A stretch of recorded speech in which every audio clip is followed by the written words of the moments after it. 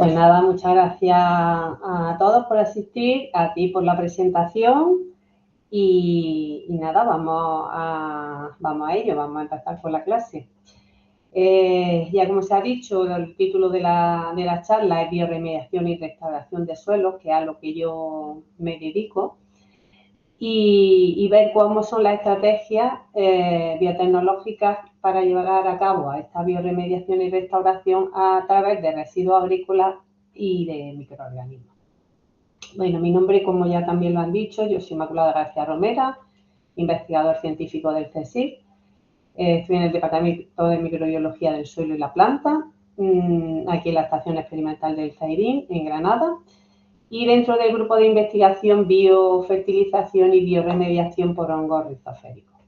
Nosotros llevamos en el grupo 3 líneas, básicamente yo formo parte de 2 de ellas, que es la interacción entre los distintos hongos rizoféricos, los hongos formadores de micorriza y los hongos saprobios, para mejorar el crecimiento y el desarrollo de las plantas de interés, como bien ha dicho Raquel, y también la bioremediación del alpierujo mediante hongos saprobios y el uso de este residuo micotransformado junto con la micorriza y los hongos saprobios lo vamos a usar para tanto biofertilización, descontaminación, biocontrol y la conservación de la biodiversidad del suelo. Y otros compañeros pues llevan otra línea que es los mecanismos moleculares que intervienen en la regulación de la simbiosis articular. ¿Cuáles son los objetivos de esta charla? Pues tratar de enfocar un poco tratar de comprender la bioremediación, porque muchas veces pensamos que la bioremediación solamente es una eliminación o reducción de contaminantes, pero sin embargo en esta clase quiero que se entienda que la bioremediación tiene un enfoque mucho más integrador, no es solamente reducción de contaminantes, no solo es una técnica puntual para limpiar el suelo, sino que es parte de un proceso bastante más amplio que va a incluir la recuperación de todas las propiedades físicas, químicas y biológicas del sistema suelo, y lo vamos a ver como un primer paso dentro de un proceso de restauración ambiental y no como un objetivo aislado. También otro de los objetivos entender el papel que van a jugar los residuos agrícolas cuando se transforman mediante distintos procesos. Tradicionalmente a los residuos se les ha visto como un problema principalmente de gestión, pero desde la biotecnología ambiental hemos visto que se puede convertir en una herramienta muy valiosa. A través de distintos procesos, y nosotros concretamente a través de los microorganismos saprobios, de los hongos saprobios, podemos estabilizar estos residuos agrícolas y los vamos a incorporar para el sistema de bioremediación y vamos a mejorar tanto la estructura del suelo, porque va a aportar también carbono y nutrientes, van a crear unas condiciones favorables para la actividad microbiana y así facilitar la bioremediación. Pero no solo vamos a utilizar estos residuos agrícolas en bioremediación, sino también vamos a utilizar tanto los hongos saprobios como las micorrizas. La rizosfera está claro que es una zona clave del suelo por la alta acidez biológica que tiene, y los hongos saprobios que van a habitar en esta rizosfera van a participar activamente en esta degradación de contaminantes y en la mejora de la disponibilidad de los nutrientes. Por otro lado, las micorrizas son una herramienta fabulosa de restauración biológica del suelo y son fundamentales para recuperar la funcionalidad y estabilidad del sistema una vez que se ha reducido el impacto de la contaminación. Y por último, vamos también a tratar de introducir el concepto de restauración funcional del suelo.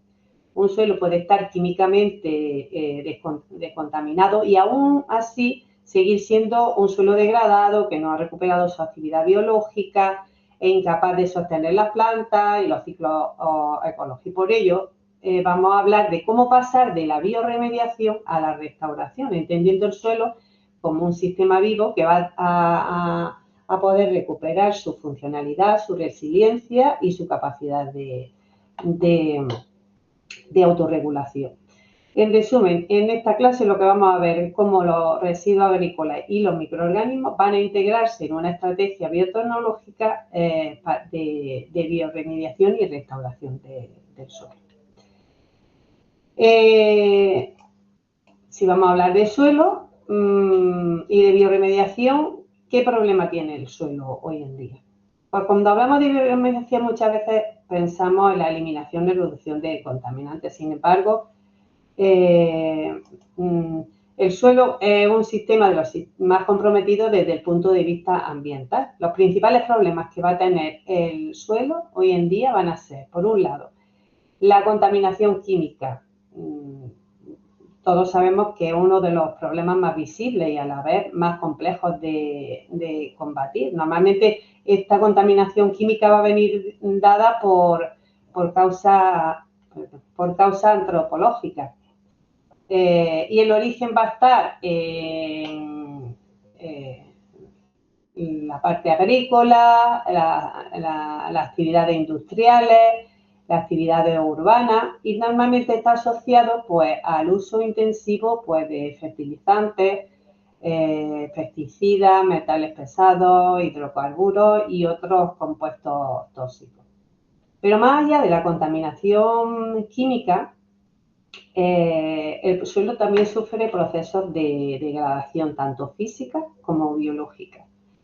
Por una parte, a nivel físico hablamos pues de compactación, erosión, pérdida de estructura, reducción de la capacidad de retención de agua, etcétera.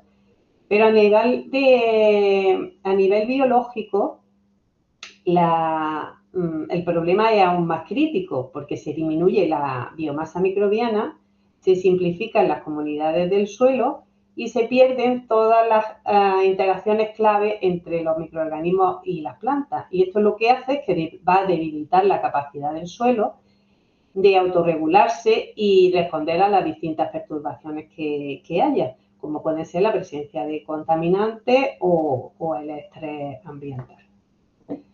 Pero además de esa contaminación química y de esa contaminación física que hemos visto y biológica, y esa degradación, todo ello nos va a llevar a una pérdida de fertilidad y biodiversidad. La fertilidad no va a entenderse solamente como la capacidad del suelo para sostener la vida vegetal de forma estable y eficiente.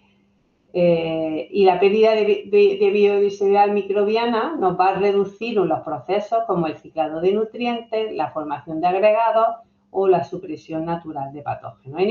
En todo este contexto, el suelo va a dejar de ser un sistema vivo y funcional y se va a convertir en un sustrato inerte y, sobre todo, el mayor de los problemas es que va a ser dependiente de los insumos externos. Pues ante este escenario, pues la pregunta clave es, ¿qué herramientas tenemos nosotros para abordar estos problemas del suelo que hemos visto? Entonces, tradicionalmente,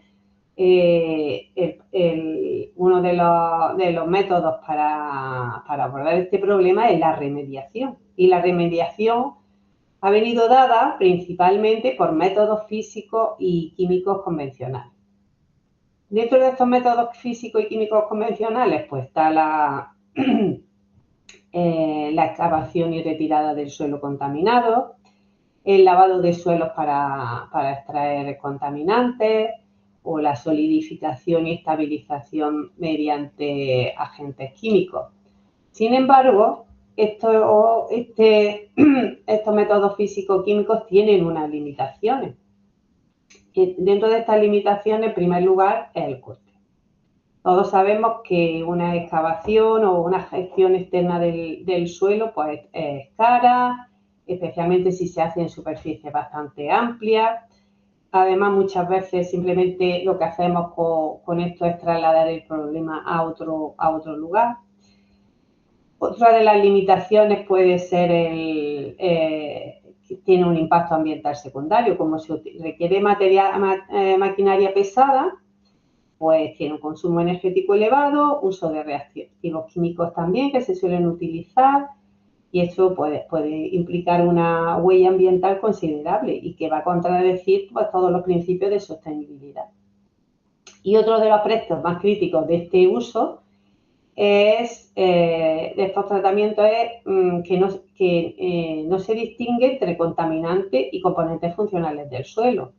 Entonces, la biota del suelo se ve afectada, la estructura del suelo se altera y el sistema entonces va a perder toda la funcionalidad ecológica. ¿Se puede reducir el contaminante? Sí, pero el suelo va a quedar biológicamente empobrecido. Entonces, todos estos métodos físico-químicos se van a centrar solamente en eliminar el contaminante, pero no en restaurar el suelo como ecosistema funcional. Entonces, el suelo no es un solo soporte vivo, un soporte físico es un sistema vivo y como tal lo tenemos que tratar. Entonces,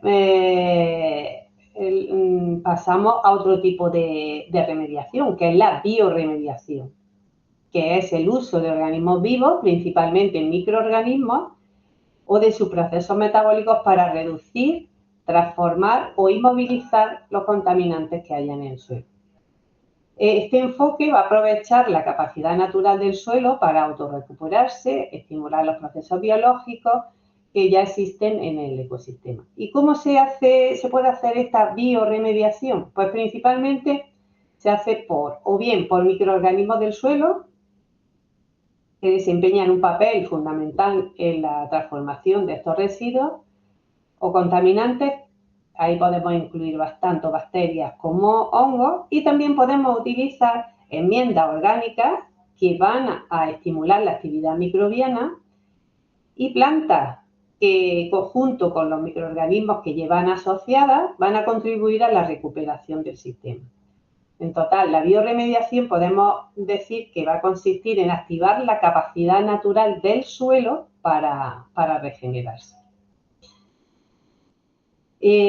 Ahora vamos a ir viendo poco a poco las distintas clases de bioremediación y lo que nosotros hemos estado viendo a lo largo de toda mi carrera investigadora. Y vamos a empezar por la bioremediación mediante enmiendas agrícolas. En un suelo degradado, uno de los primeros factores limitantes va a ser la falta de carbono orgánico y eso va a reducir la actividad microbiana. Y una de las primeras estrategias dentro de la bioremediación consiste en estimular la microbiota mediante la aplicación de enmiendas orgánicas. Esas enmiendas orgánicas lo que van a hacer es aportar pues, carbono, materia orgánica y nutrientes, mejoran el entorno del suelo y van a favorecer la producción de los microorganismos.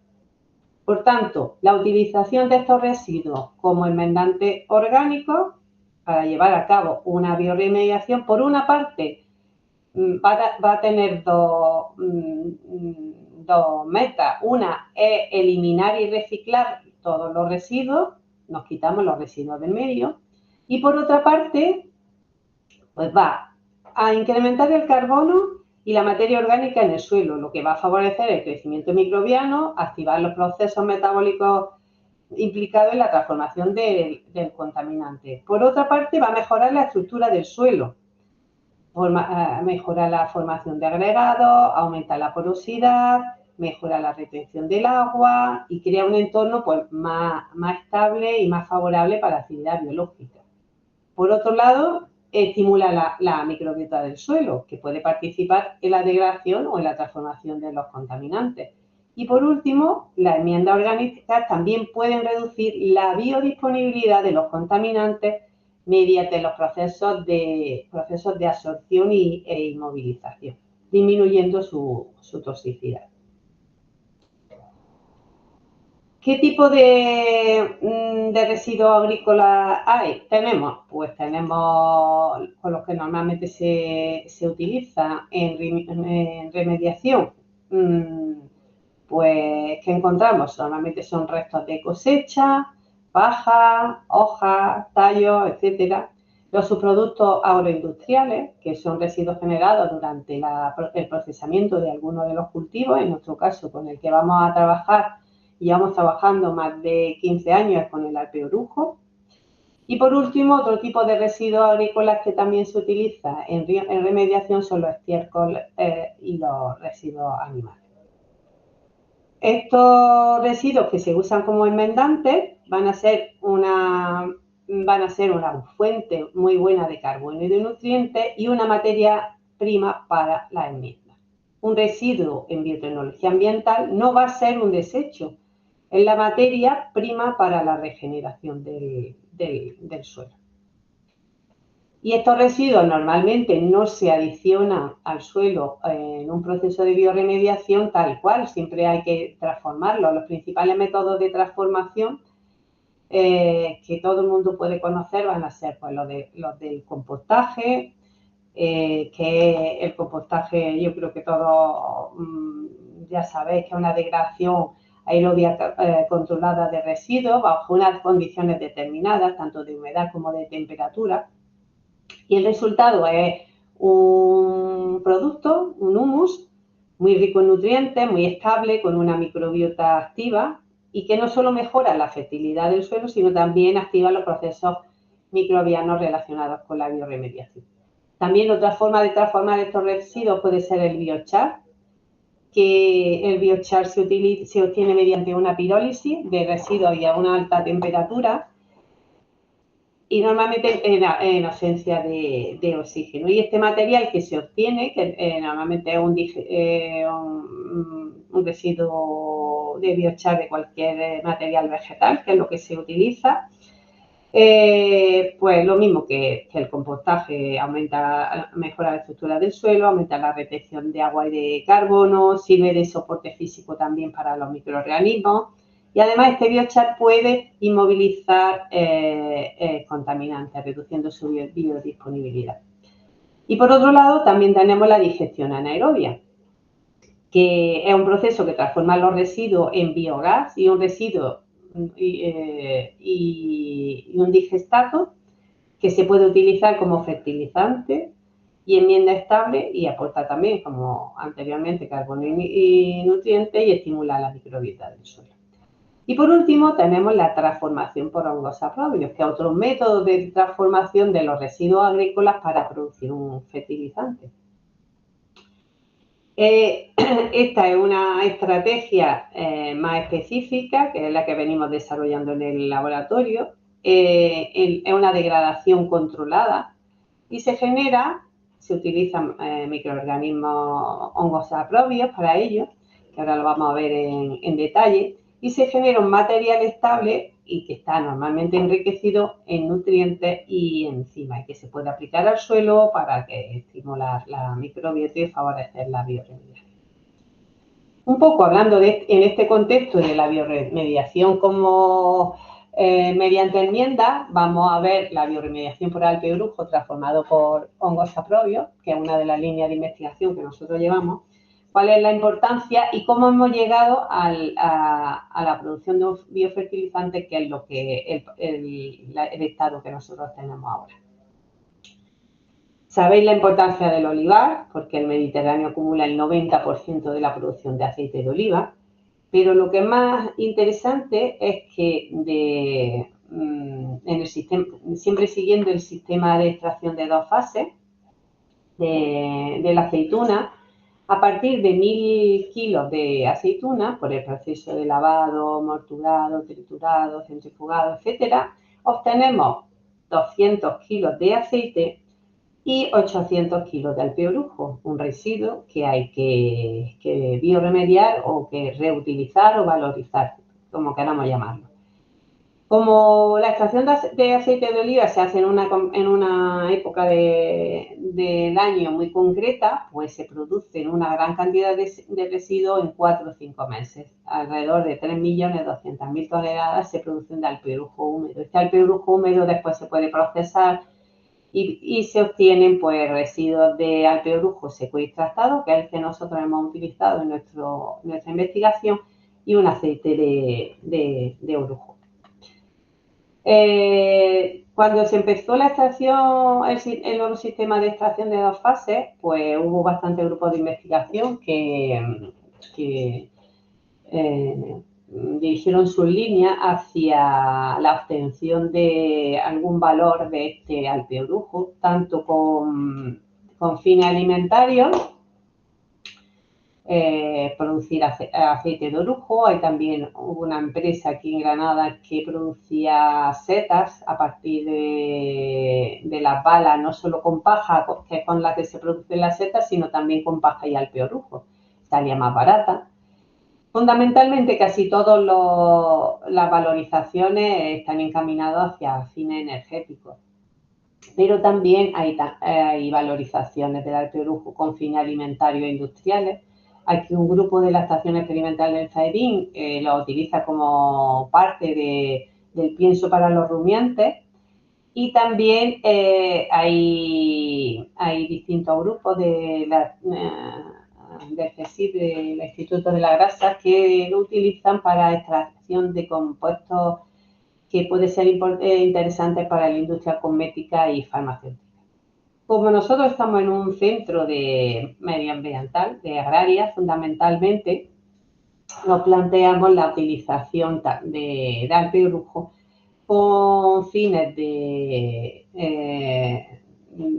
como enmendante agrícola y posteriormente como absorbente de metales pesados. Bueno, había un grupo en la Universidad de Jaén, también producía ladrillo a partir del alpeorujo, también con fines medioambientales.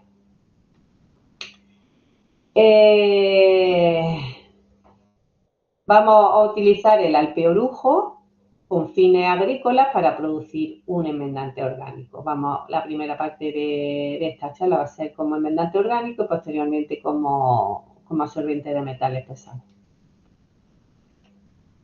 Lo primero que nos planteamos es qué composición tiene el alpeorujo para funcionar como un enmendante orgánico. Y vimos que el alpeorujo tenía una gran cantidad de materia orgánica y una cantidad considerable tanto de macro y de micronutrientes. Por tanto, pues lo clave para poder utilizarlo como un fertilizante. Si además le añadimos que el alpeorujo no tiene ni metales pesados, ni contaminantes orgánicos u otros organismos patógenos, la humedad es relativa, un pH ácido, una relación carbono-nitrógeno alta, pues podemos usar el alpeorujo, que lo veréis en las diapositivas como DOR de Dry Olive Residue, como un fertilizante orgánico. ¿Qué pasa? Que el alpeorujo, cuando nosotros le añadimos de los primeros test que nosotros hicimos para ver cómo funcionaba su efecto sobre las plantas, hicimos un test de germinación de semillas con semillas de Lepidium sativum, que es la semilla modelo para hacer este tipo de test. Vimos que cuando lo enfrentábamos a distintas concentraciones de alpeorujo, pues se disminuía el crecimiento y la germinación considerablemente.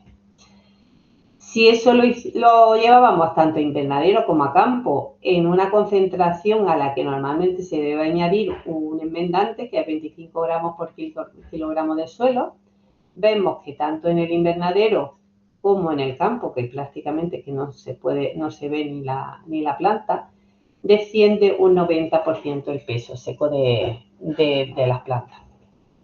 ¿Qué pasa? El alpeorujo debe de tener algo que hace que las plantas no crezcan, que produzca fitotoxicidad frente a las plantas.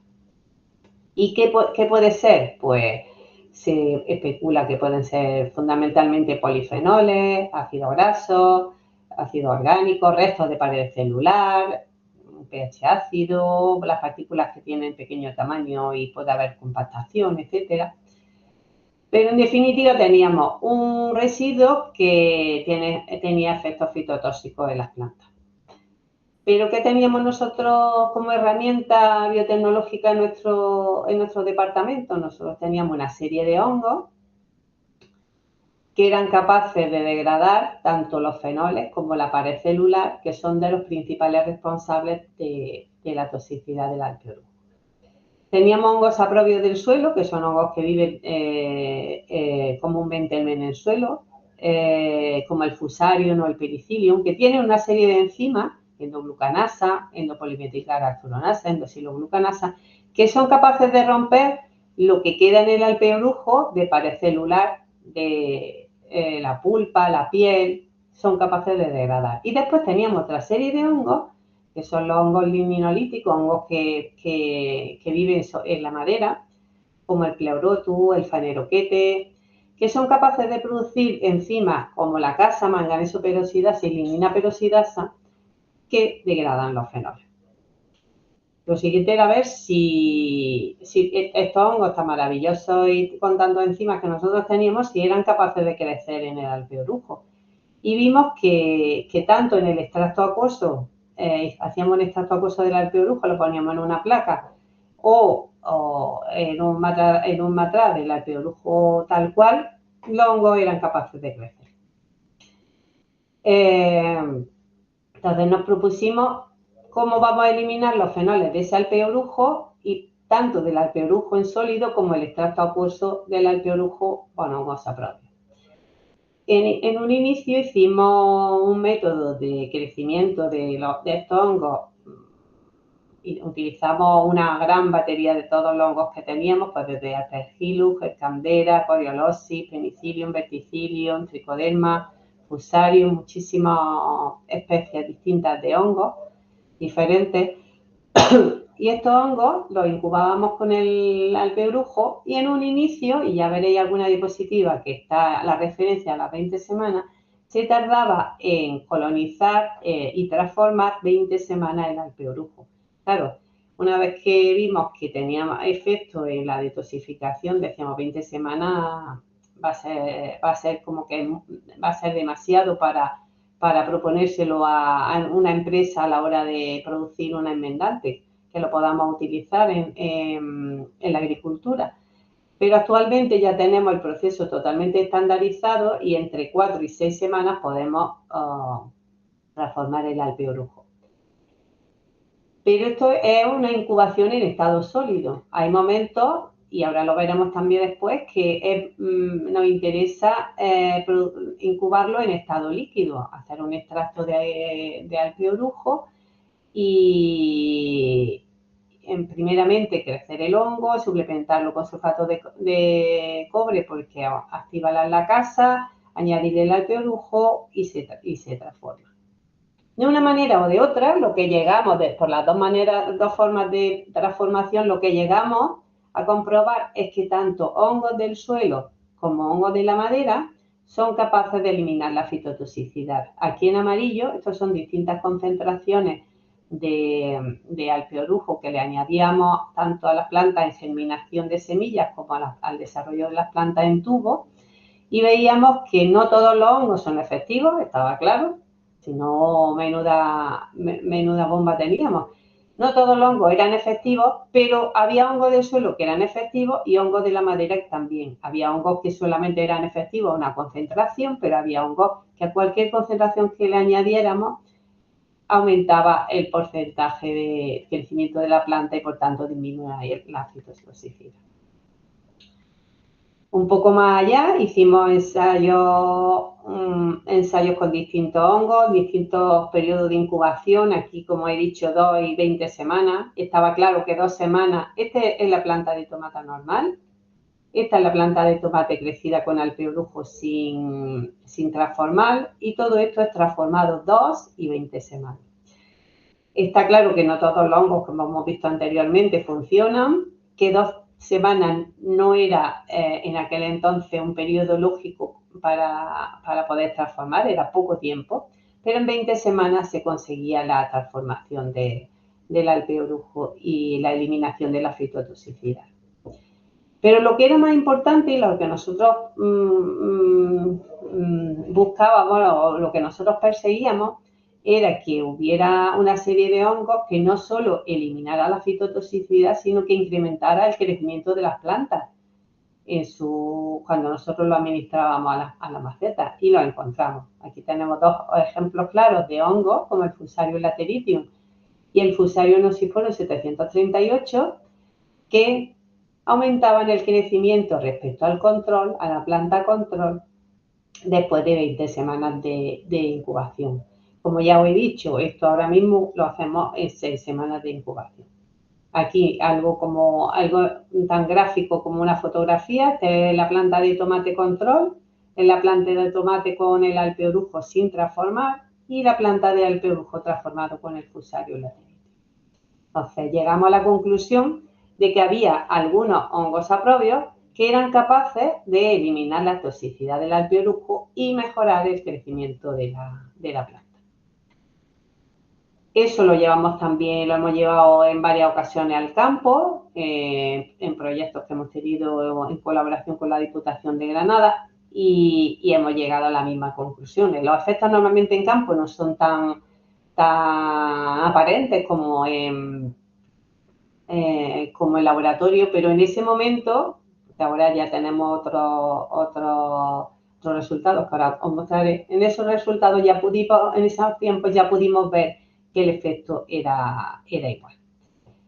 Pero nos planteábamos que qué hacen los hongos ahí en el alpeorujo para transformarlo. Entonces, habíamos dicho que los fenoles eran los compuestos principales de la citotoxicidad. Y si nosotros hacemos un extracto metanol-agua de ese alpeorujo, lo que tenemos es unos fenoles monoméricos que son principalmente hidroxitirosol y tirosol y sus dos glucósidos.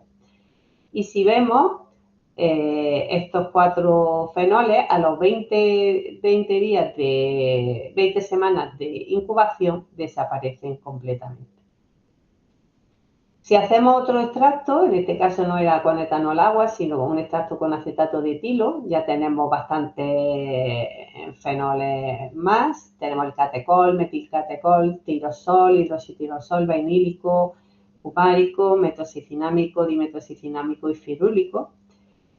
Y lo que hemos podido ver es que después de 20 semanas hay fenoles como el hidroxitirosol, catecol y dimetocicinámico que desaparecen completamente. No se pueden detectar a las 20 semanas de incubación del Fusarium nosiforum y del Fusarium lateritium. Y tenemos otros fenoles como el tirosol, metilcatecol, cumárico, ferúlico y metocicinámico que no desaparecen totalmente, pero sí se degradan muchísimo, pasa de 4,25 a 0,21 o de 5,3 a 0,53. Aquí los veis. El hecho estaba. Ahora, ¿cómo lo hacían esos hongos? Los fenoles se degradaban y lo comprobamos haciendo extractos de dos tipos, tanto acuoso como de acetato de etilo. De acetato de etilo. Entonces, ¿qué mecanismo de transformación tiene el alpeorujo sufre el alpeorujo por los hongos saprobios? Pues habíamos dicho que había unos hongos, que eran los hongos lignolíticos, que tienen la casa y manganeso peroxidasa. Estas enzimas son capaces de degradar esos fenoles y lo comprobamos, que eran capaces de degradar los fenoles. Pero también comprobamos que no solo degradan los fenoles, esos hongos saprobios, sino eran capaces de polimerizarlos. ¿Y qué efecto tiene ese? Si la planta la pared celular de la planta vegetal, de la planta, se encuentra con unos fenoles, con una estructura de fenoles poliméricos muy grande que no puede acceder a la misma, no se ve su fitotoxicidad al no poder entrar. Y esto lo hemos visto por medio de cromatografía de exclusión molecular, que a la incubación durante 20 semanas con Fusarium lateritium aumentaba el peso molecular de esos fenoles.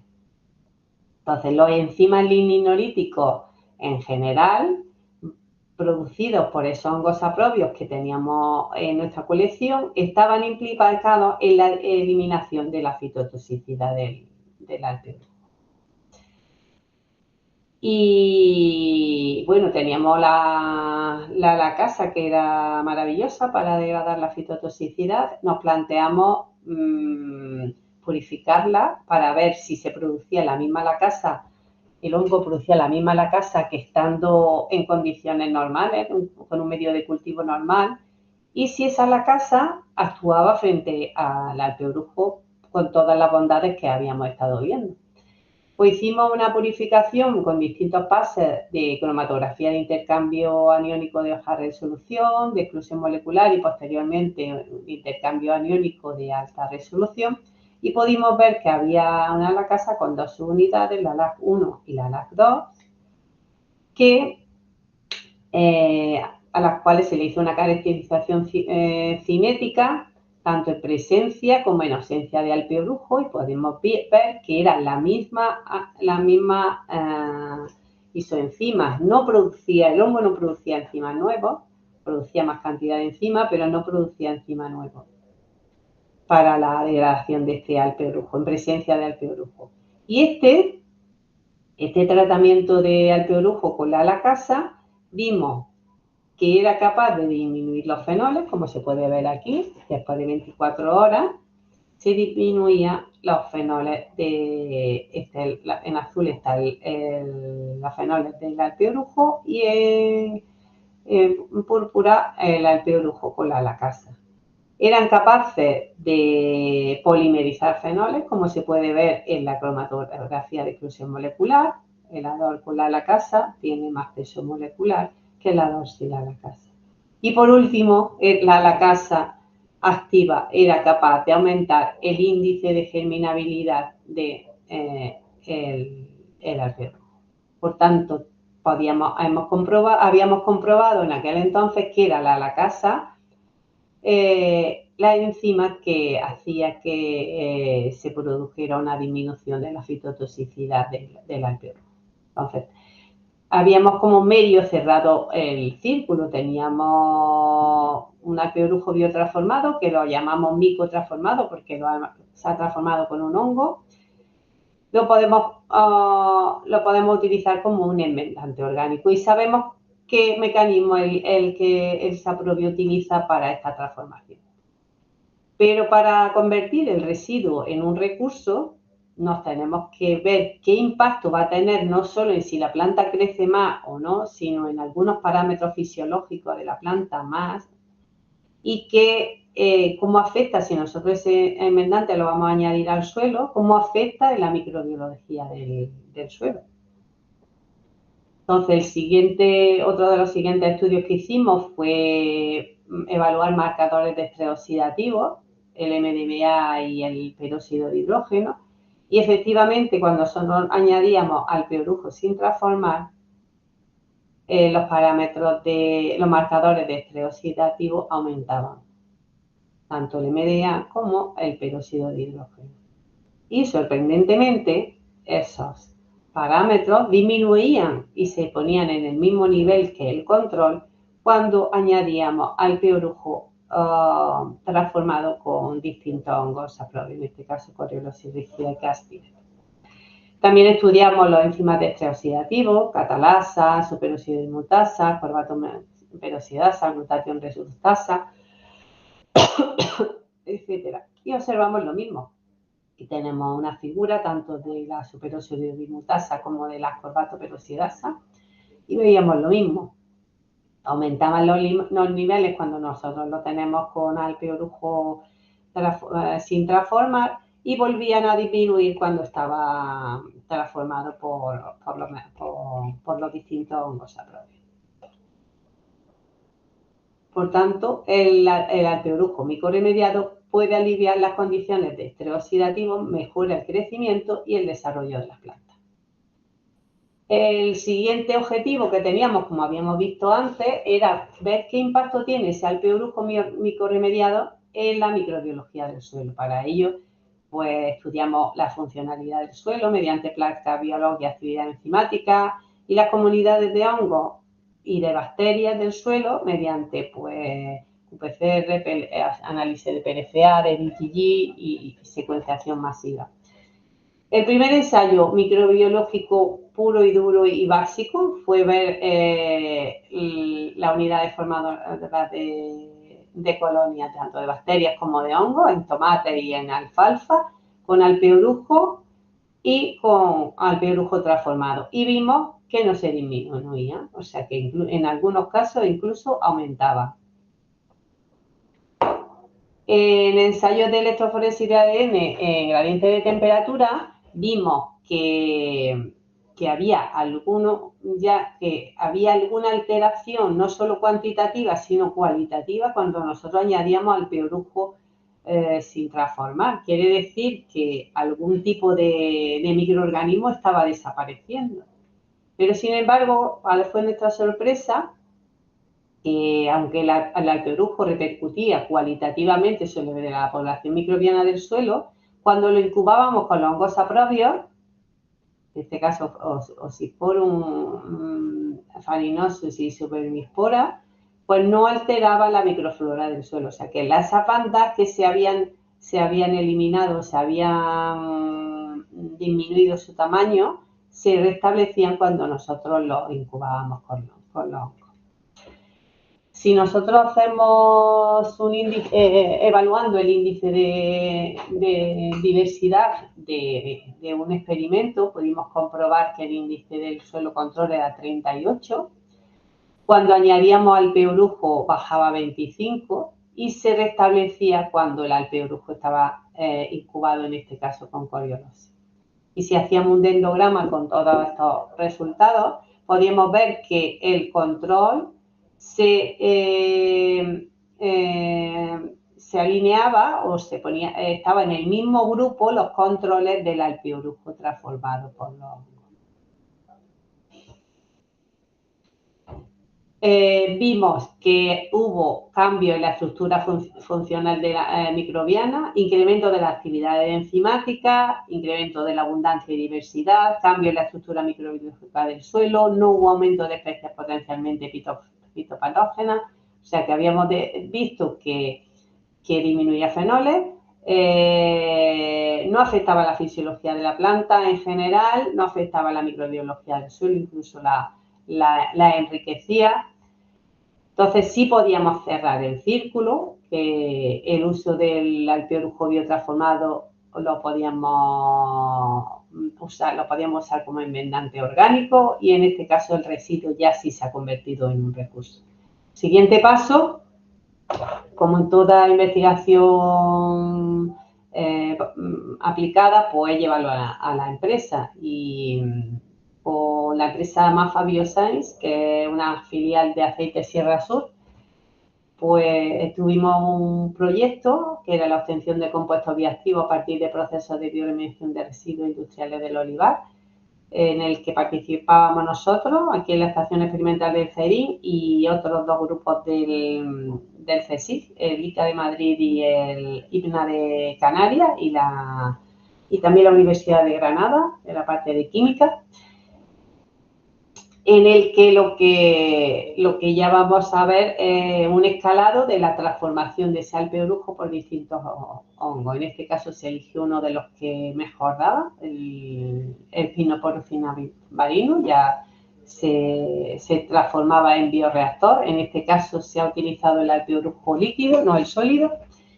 Y esta transformación en bioreactores, porque muchas veces no es lo mismo el efecto que tú ves en la transformación en escala de laboratorio en un matraz, que en un bioreactor. Hay que poner las condiciones, hay que regular las condiciones, tanto de luz, de temperatura, de agitación, etcétera. Pero vimos que se podía reducir el contenido fenólico y se favorece la actividad liminolítica, la actividad en la casa. En una segunda fase se ha visto en el invernadero que mejora la actividad fotosintética de la planta. Anteriormente no se habían estudiado parámetros de actividad fotosintética, y así. También medimos carotenoides, concentración de carbono, nitrógeno, fósforo en la planta, total que consideramos que es un potente bioestimulante del producto. También hemos analizado el suelo y hemos visto que no altera significativamente la disponibilidad de carbono, nitrógeno, fósforo en el suelo, pero sí aumenta la actividad enzimática, principalmente fosfatasa y ureasa, lo que nos va a sugerir que va a haber una mejora en la actividad microbiana del suelo y en la salud. Y la última fase, que ya también terminó, porque esto fue un proyecto CEDETI que ya ha terminado, Se vio el efecto en campo con distintas plantas. Aquí son fotografías de tomate, pero se ha hecho también en pimiento, en pepino y en alguno más. Y se ha evaluado pues ya también el número de frutos por planta, el peso, el tamaño de los frutos, tanto la altura como la anchura, la dureza, los grados Brix, etcétera. Y actualmente hay un producto que es el Penicillium cinnabarinus, un producto transformado por el Penicillium cinnabarinus, que es efectivo en campo y que está empezando a pasar toda la fase de registro con el nombre de Micobro. Por tanto, podemos decir que el estudio demuestra que la valorización del alpebrujo a través de la biotransformación con el Penicillium cinnabarinus puede ser una solución tan viable para promover una agricultura más sostenible y eficiente, utilizando uno de los residuos que tenemos más abundantes en España. Actualmente este estudio sigue. Ahora mismo hay una chica haciendo una tesis industrial, un doctorado industrial, y ya el tema ya es una fase más de encapsulamiento, ver más efectos a nivel del fruto. O sea, que se sigue adelante, ya no solo con este hongo, sino se están llevando a cabo más transformaciones con otros hongos. Habíamos hablado de la valorización del alpebrujo por los hongos saprobios. Lo íbamos a utilizar tanto con fines agrícolas como con fines medioambientales. Ahora vamos a pasar a la parte medioambiental de la charla. Porque muchas veces en toda la investigación pues son casualidades de la vida. Y hubo una chica que había hecho aquí la tesis, que se fue a Praga. En Praga hay muchos metales pesados, suelos contaminados con metales pesados, y ella estaba utilizando biochar. Dice, pues vamos a probar el alpebrujo transformado, vamos a ver cómo funciona. Y vimos que in vitro la absorción de metales pesados por el alpebrujo era grande. Tanto con plomo, con cadmio como con zinc, veíamos que el alpebrujo tal cual ya era capaz de absorber, pero el alpebrujo transformado, en rojo, era capaz de absorber en mayor cuantía que el alpebrujo normal. Y sobre todo, el alpebrujo micorremediado mostró un gran potencial de absorción, sobre todo con el plomo. Si eso lo hacemos in vivo, porque unas veces una cosa in vitro y otra in vivo, tomando un suelo multicontaminado, y le pusimos plantas control, plantas con el alpebrujo sin transformar y plantas con el alpebrujo transformado. La naranja el tallo, la raíz el azul y el fruto el verde. Y vimos que la adición del alpebrujo biorremediado, el suelo multicontaminado, aumentaba tanto el peso del tallo como el peso del fruto. O sea, que algo estaba haciendo ahí.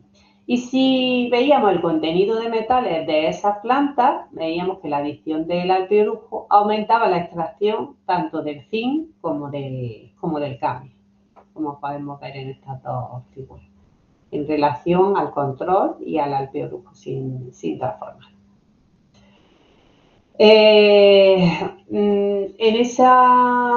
ese momento de la investigación, pues me asocié con gente de la Universidad de Granada que llevaban desde 1998 trabajando en Alcolya, la zona de Alcolya. Supongo que los más antiguos se acordarán del desastre que hubo. Se rompió una balsa de una de la mina de Alcolya, que vertió 4,5 millones de lodos tóxicos y se afectaron más de 45 kilómetros cuadrados de área, entre ellos el Coto de Doñana. Y ese grupo estaba trabajando hasta la fecha en el proceso de biorremediación que se llevaron a cabo en este paraje. En el 2003 se declaró paisaje protegido y esta zona era el corredor verde del Guadiamar. Pero podemos ver que en el 2023, que fue cuando empezamos a trabajar en esta zona, si vemos una foto de la vista aérea, todavía hay un montón de zonas que están sin nada de vegetación. Aquí un detalle de todas esas calvas.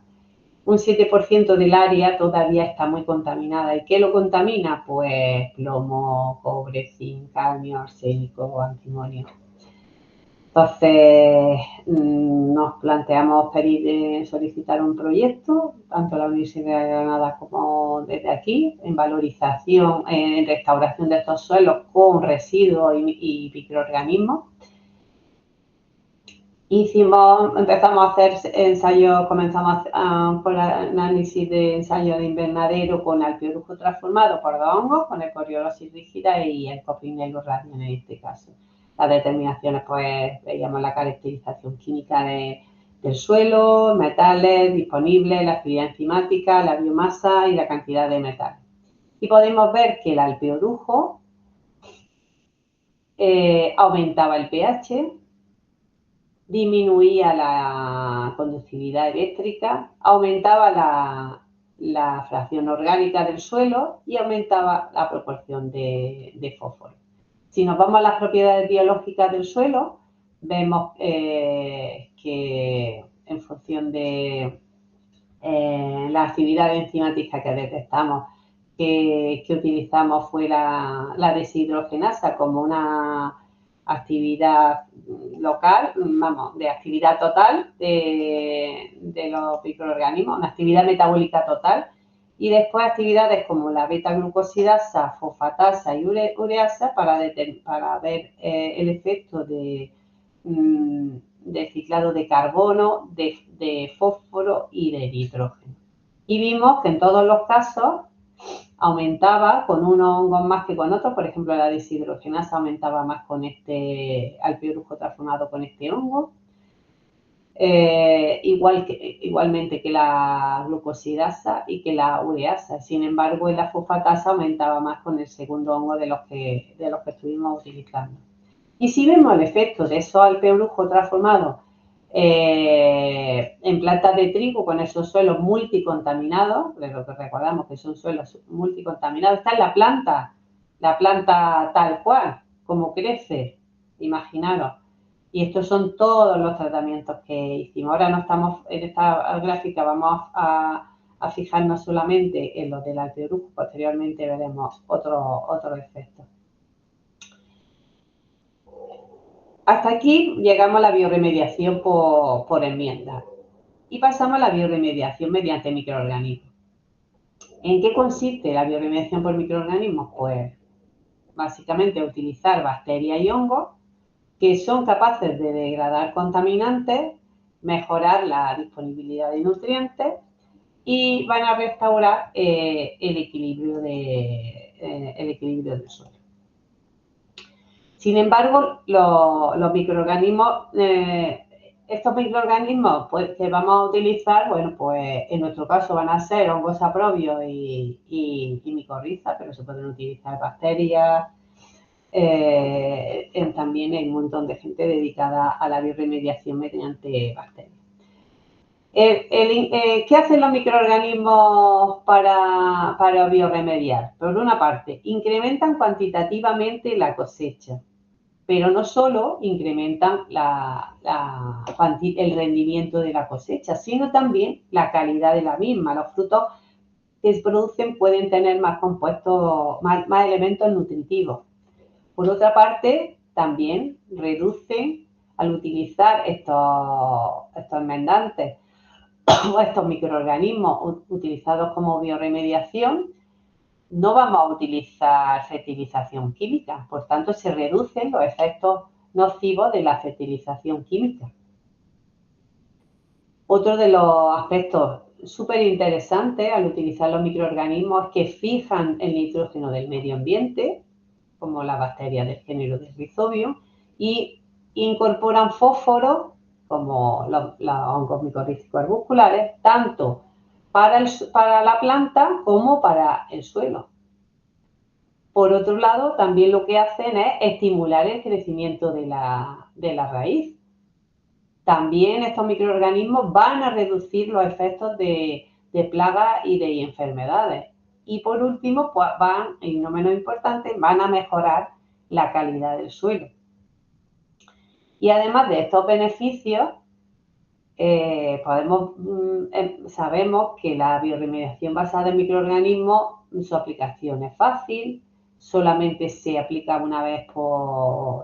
normalmente se aplica una vez por cosecha, y a medio plazo, siempre hay que puntualizar esto, eso hay que decírselo a los agricultores, porque es lo primero que te preguntan, que si es que esto es más barato y cuánto me va a crecer de más la planta.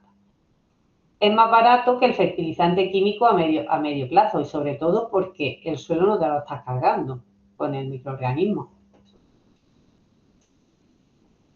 Dentro de la bioremediación microbiana hemos dicho que vamos a hablar de dos microorganismos. Por una parte los hongos saprobios y por otra los hongos micorrízicos arbusculares. Los hongos saprobios, que ya lo habíamos utilizado como transformadores del alpeorujo, son organismos que obtienen los nutrientes mediante la descomposición de la materia orgánica muerta, como hojas caídas, madera, restos animales, fotos de distintos hongos saprobios. Por lo tanto, desempeñan un papel fundamental en el ciclado de nutrientes y en el equilibrio del ecosistema. También descomponen, como hemos visto, materiales orgánicos complejos en compuestos más simples, como los fenoles.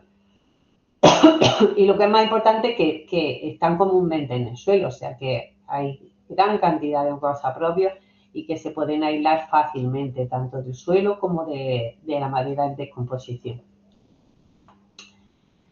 Pero claro, estos hongos saprobios, normalmente la mayoría, acabamos de decir que la mayoría de los hongos saprobios, que todos los suelos tienen hongos saprobios, en mayor o en menor proporción, y una especie u otra. Pero normalmente los suelos degradados y contaminados, que son los que hay que bioremediar, no tienen gran cantidad de estos microorganismos. No tienen los específicos que puedan utilizarse para la biodegradación. Entonces, para utilizar como bioestimulante en un proceso de bioremediación, nosotros tenemos que aislar, producir un inóculo de estos hongos saprobios. ¿Y cómo lo vamos a producir? Pues bueno, aquí en unos pasos muy sencillos para hablar del tema. Por una parte, vamos a tener que aislar esos hongos saprobios.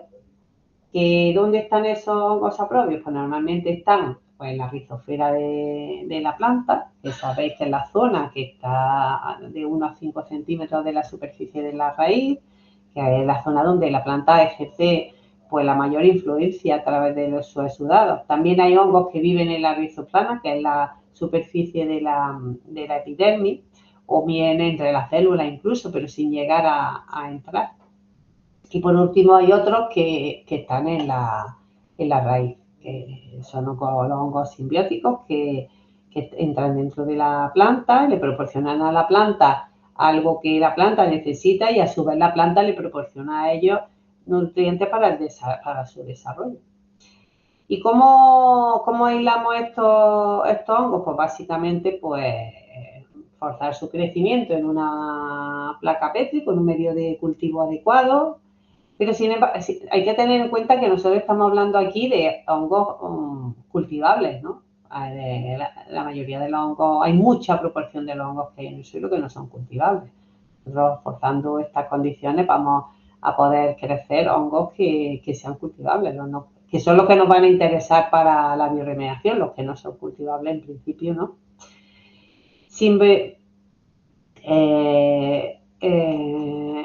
¿Qué es lo que hacemos entonces ahí? Pues básicamente hacemos unas diluciones seriadas y se cultiva en una placa Petri con un medio de cultivo, esperamos que crezcan las colonias fúngicas, y una vez que tenemos ya las colonias empezamos a hacer un aislamiento, a tener los cultivos puros, que es súper importante obtener el cultivo puro para que después en los siguientes pasos de producción de inóculos no vayamos arrastrando contaminación.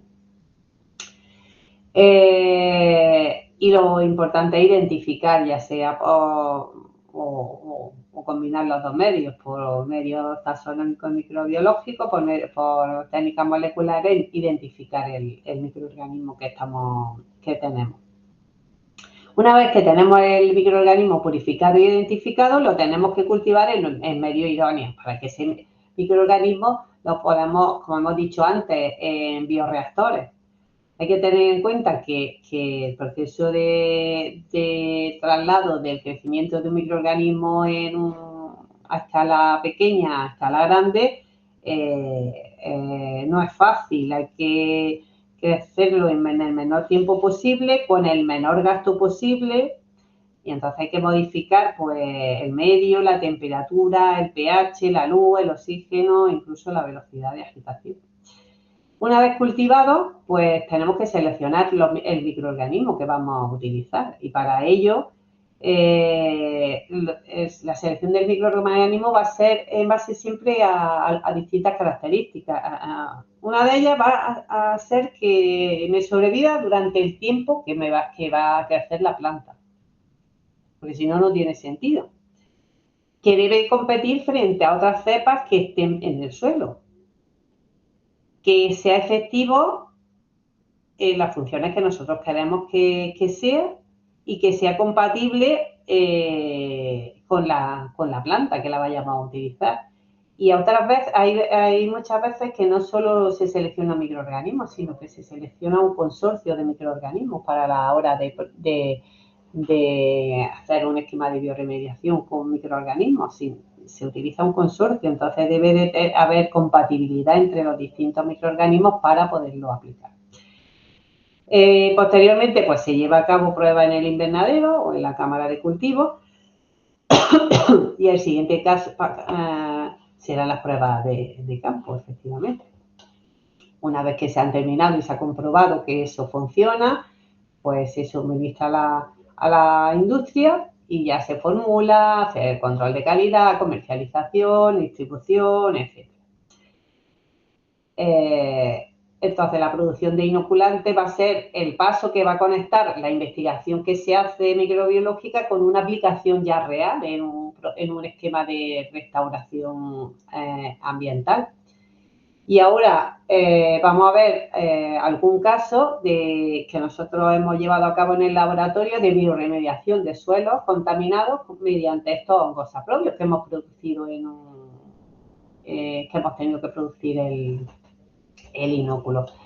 En este caso son dos herbicidas, el cletodin y la pendimentalina. Esto también está hecho en colaboración con el Departamento de Fisiología Vegetal de la UGR.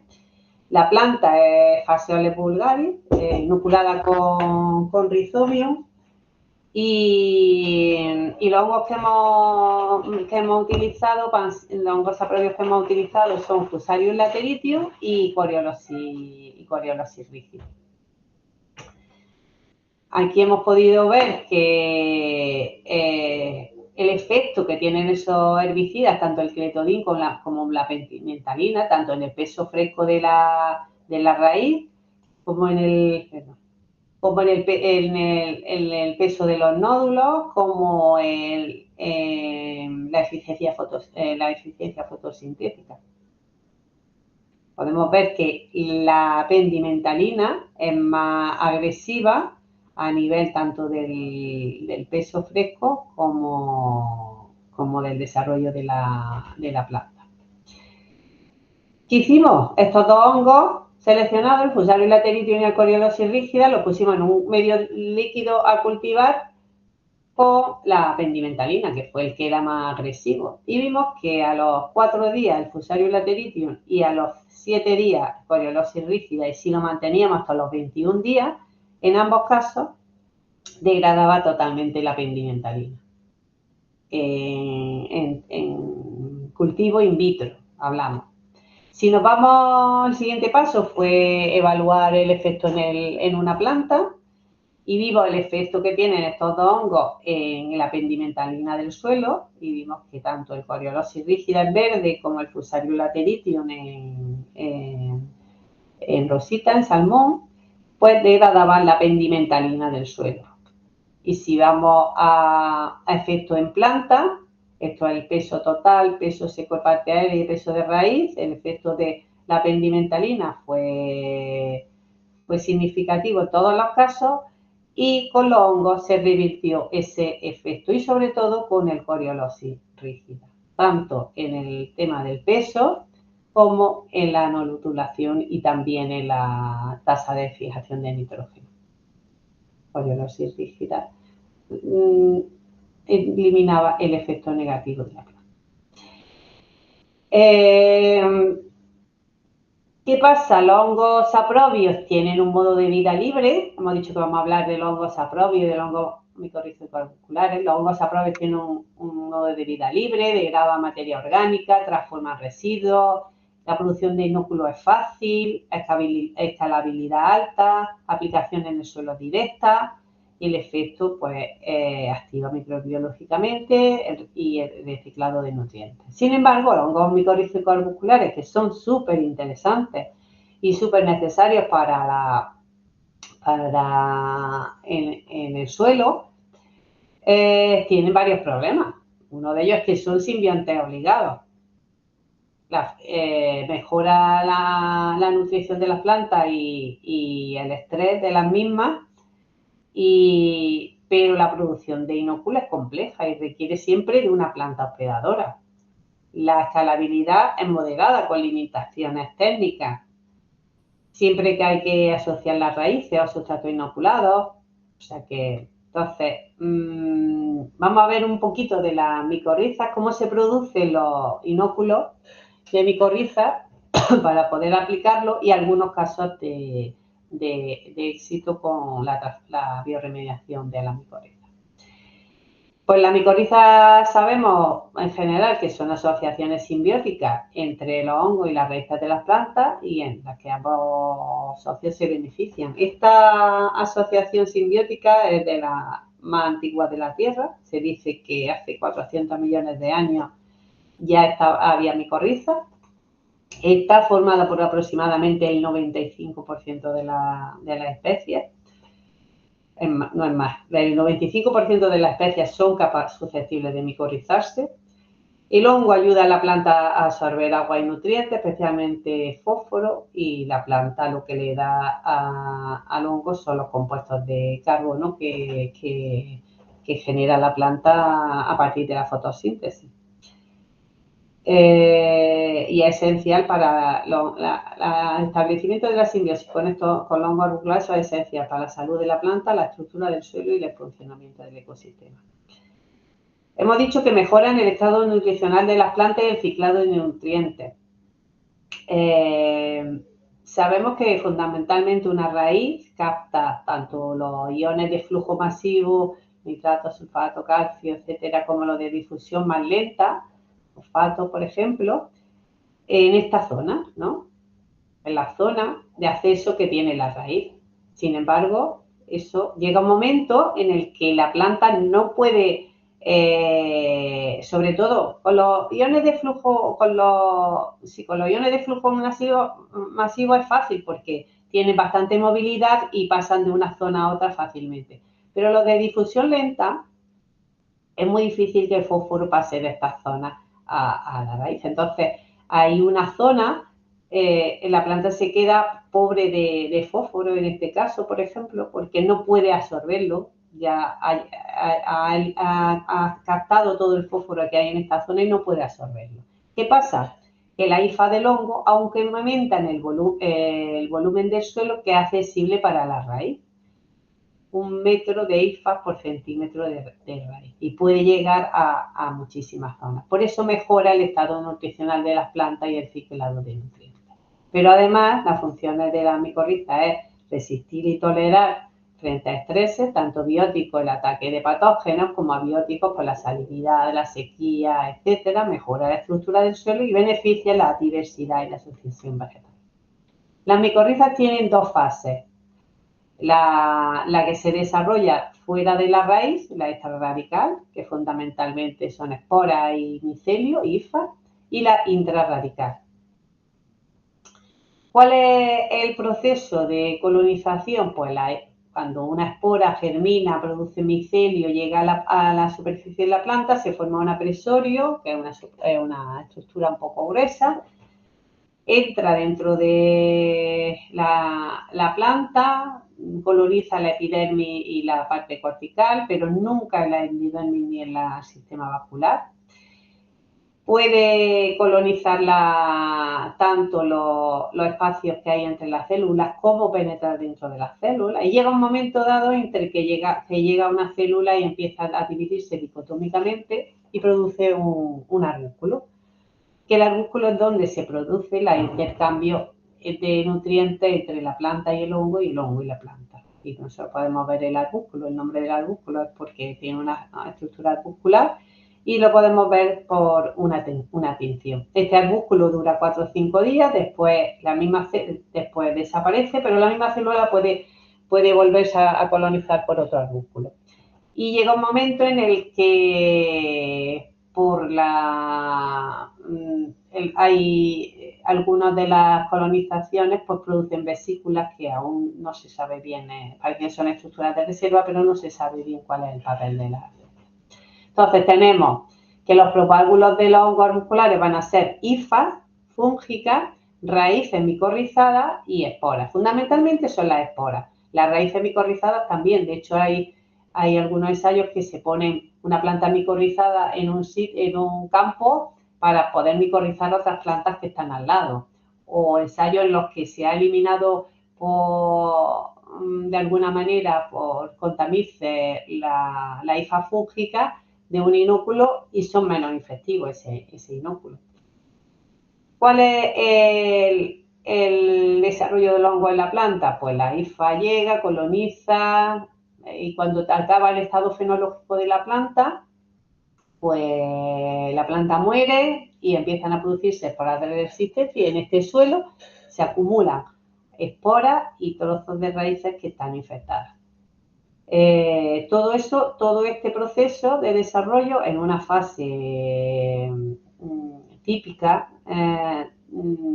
logarítmica, donde hay una fase de latencia que es en la que está empezando a contactar y hacer todos los puntos de entrada, una fase logarítmica que es la que está produciéndose los arbúsculos en gran medida y una fase estacionaria en la que ya se están empezando a morir arbúsculos, etcétera.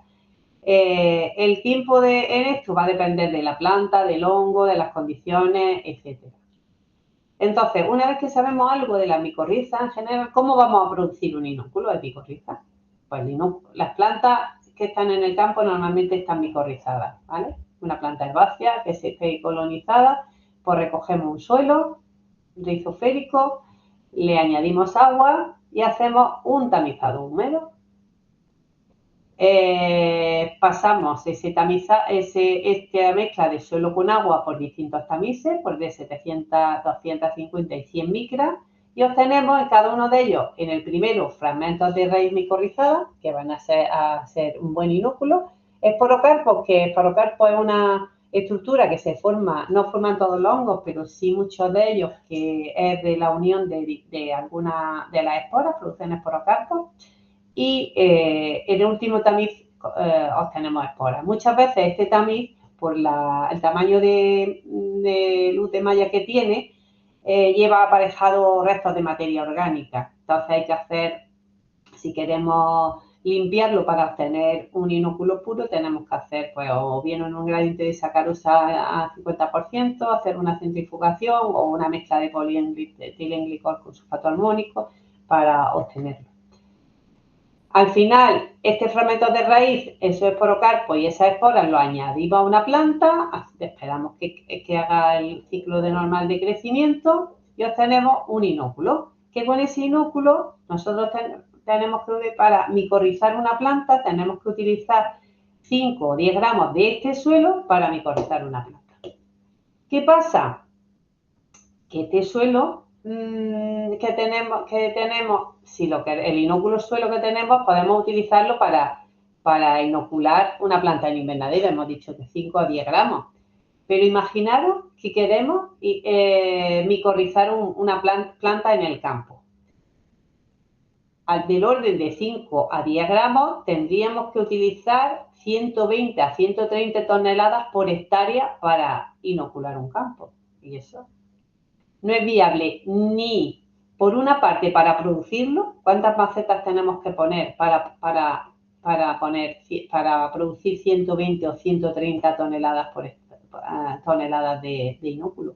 Y después, ¿cómo manejas 120 o 130 toneladas en un campo? Si cada vez que vas a plantar tienes que echar esa cantidad, primero manejarla con un tractor o con lo que sea, después cada vez estás añadiendo más suelo al que ya tienes. Total, esto es inviable. O sea que este inóculo suelo funciona para invernaderos o para invernaderos comerciales. Cuando tú compras, vas a plantar tomate en tu parcela, pero te vas a un invernadero donde te vende ya la plantulilla hecha. Y esta plantulilla hecha sí puede estar micorrizada, porque puedes tener contenedores de 100 a 200 plántulas con medio kilo o 1 kilo de suelo, que aquí solamente con 20 o 25 gramos de inóculo los puedes micorrizar y las puedes llevar a tu campo y ponerlas. Esa es una de las opciones. Otra opción es el otro tipo de sustrato. Una de las cosas que se ha utilizado es el inóculo de arcilla expandida. La arcilla expandida es un material que se utiliza mucho en construcción y que tiene se produce, pues como igual que en una maceta, tú la pones, le pones una planta, le echas solución nutritiva, porque esto no es suelo, ya necesitas echarle solución nutritiva. No puede tener mucho fósforo porque si no inhibe la micorrización, y después ya la secas, se puede incluso esterilizar, y en este caso solamente las esporas colonizan fenomenal esta inóculo de arcilla, se meten por todos los agujerillos y se colonizan. Aquí las veis, las esporas entre la arcilla, y solamente se puede utilizar con 50 a 60 kilos por cada hectárea. Es fácil de producir, este inóculo se decontamina bien, tiene una alta supervivencia de las esporas, poco peso y es un granulado pues típico bueno, se puede utilizar. Pero hay otra forma más limpia, digamos, de producir un inóculo de micorriza, y esta forma se inventó aquí en una empresa spin-off del CSIC, con Alberto Vago, que es uno de los miembros de nuestro grupo de investigación. Y ellos produjeron un inóculo que funciona principalmente para vid, olivo y frutales, y que no es un inóculo suelo, no lleva otros microorganismos que puedan ir acompañando. Se puede poner por el riego por goteo, por microinyección, y tienen incrementos medios del 127% o del 123%. ¿En qué consiste este inóculo? Este inóculo es a partir de raíces transformadas de zanahoria. Se le pone el inóculo de micorriza, aquí lo veis, las esporas colonizan, aquí están las hifas, este gel se licúa, placa Petri se licúa, se produce un gel.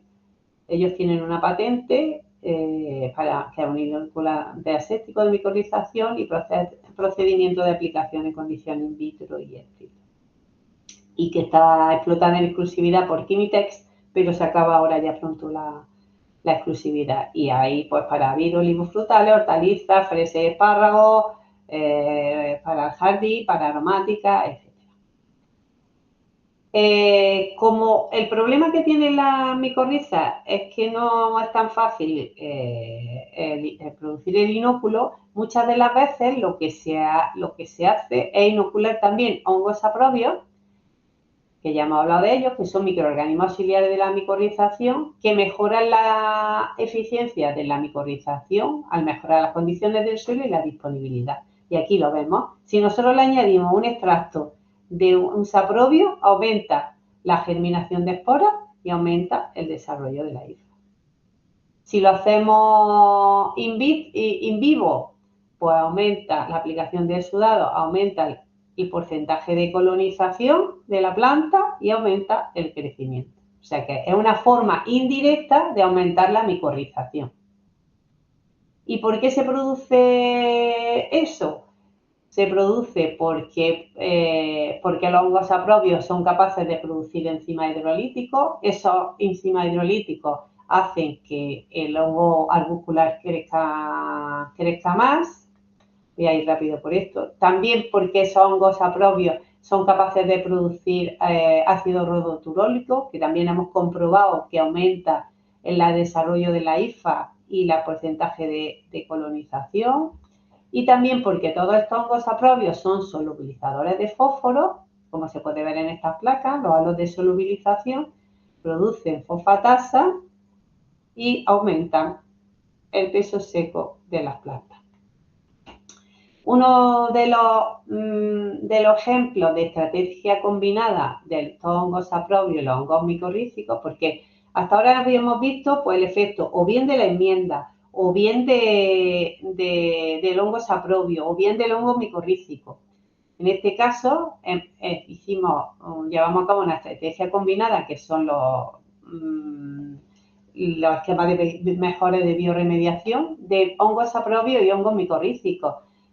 Estudiamos el antraceno con un tipo de hongo saprobio, el Phomosmentario, y el Rhizophagus justo con hongo arbuscular. Y en este caso le introdujimos también una planta, el trigo, como fitorremediadora. Vimos que este hongo era capaz de disminuir esta línea en la cantidad de antraceno que hay en el medio, y al sexto día disminuye sensiblemente y la elimina prácticamente a los 21 días. Y eso coincide con la producción de actividad, fundamentalmente de actividad manganeso peroxidasa y la casa. Entonces, estas actividades están relacionadas con la biodegradación del antraceno. Por otro lado, se veía que el hongo arbuscular crecido hacía disminuir junto con el saprobio, cuando estaba el hongo arbuscular y el saprobio, disminuía el contenido de antraceno cuando se asociaban en la misma placa.